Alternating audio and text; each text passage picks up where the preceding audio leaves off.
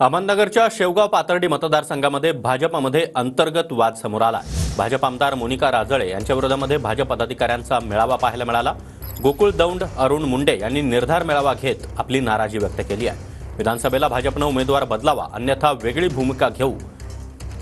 प्रीतम मुंडेंना पाथर्डीमधून उमेदवारी दिली तर ताकदीने काम करू। शेवगाव पाथर्डी मतदारसंघातील पदाधिकाऱ्यांनी आपली भूमिका मांडली आहे।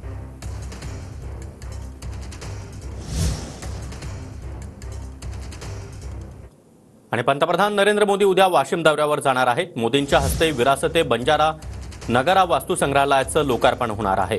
वाई गावाच्या शिवारामध्ये 45 एकरमध्ये या सभेचं आयोजन करण्यात आलं आहे।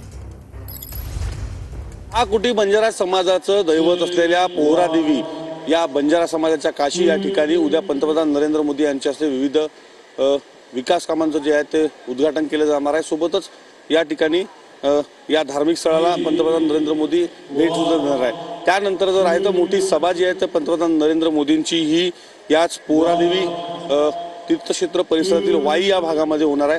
साधारणतः पोहरादेवी ते वाईचं अंतर 4 किलोमीटर आहे आणि वाई या परिसरामध्ये आपण पाहू शकतो कशा पद्धतीनं 3 ते 4 असे भले मोठे डोम जे आहेत ते सभेच्या ठिकाणी या ठिकाणी उभारण्यात आलेले आहे। साधारणतः 45 एकर या जागेमध्ये 5 भव्य सभा मंडप उभारण्यात आलेले आहे आणि 150 फुटाचा अशा पद्धतीचा पूर्ण भव्य असा स्टेज जो आहे तो या उद्याच्या कार्यक्रमासाठी जो आहे तो तयार करण्यात आलेला आहे। कॅमेरामन प्रसाद पवार सह विवेक गावंडे, TV9 मराठी, पोहरादेवी।